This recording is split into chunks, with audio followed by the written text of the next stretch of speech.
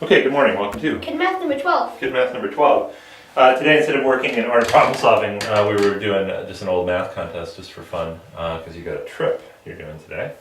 And we came across this problem, which is a very good example of a math contest problem. What is the tens digit of the largest four-digit even number that uses each of the digits 5, 7, 8, and 9 exactly once? Okay, so before we even jump into this problem, why is this a good example of a problem?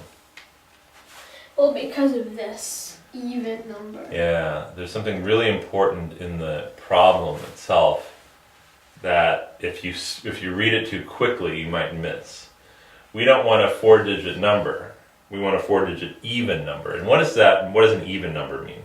It means a number that ends in a multiple of 2. It ends in a multiple of 2.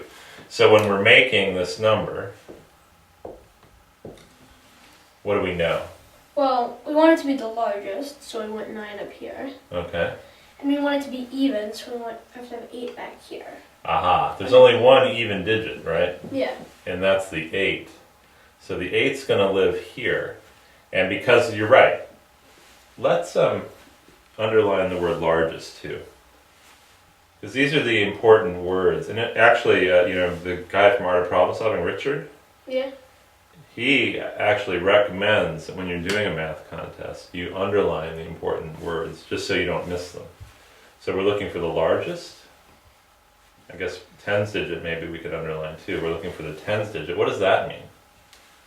It means the digit that's here. Okay, that's important. So the tens digit's important. The largest number is important. But it's an even number is important. And it's going to use each of these digits exactly once. Okay, so the fact that it's the largest means you put the 9 out there. The fact that it's even means you put the 8 out there. What are you going to do next? Well, also the fact that it's the largest, with the next largest closest to the front. Okay, very good. And then you put the 5 here. You put the 5 there. So what's the answer? So it's 5. Okay, now let's give an example of a mistake you could make if you read the problem too quickly. Well, 9, 8, 7, 5. Okay, this is actually the largest number. And so you might think the answer would be 7, but what mistake is made on a problem when you say the answer is 7? Even. Even.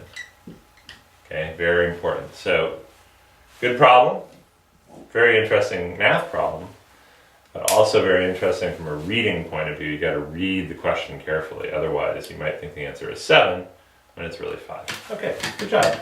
Good job. We learned an important lesson, which is Read the problem carefully. got to read the problem carefully. Good job.